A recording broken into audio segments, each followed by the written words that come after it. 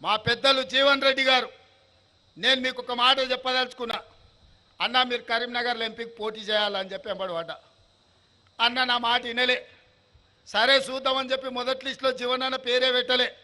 అట్లయినా నేను అడిగినట్టు అన్న ఏమన్నా నా మాట వింటాడేమో, ఒప్పుకుంటాడేమో అని.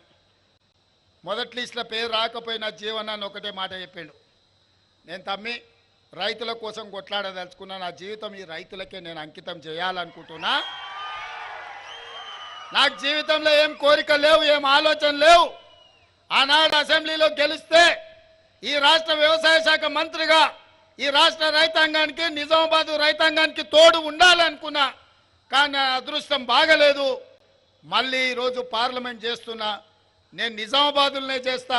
నా కోరుట్ల, జగిత్యాల, నిజామాబాద్ పార్లమెంట్లు ఉంది. నిజంగా రైతులకు నేను అండగా నిలబడాలి, పార్లమెంట్లో మాట్లాడాలి, పసుపు బోర్డును, చక్కెర కర్మాగారాన్ని తెరిపించాలి, ఈ ప్రాంతాన్ని అభివృద్ధి పదం వైపు నడిపించాలి, రైతులకు గిట్టుబాటు ధర ఇవ్వాలి అని పెద్దలు జీవన్ రెడ్డి గారు చెప్పిండ్రు.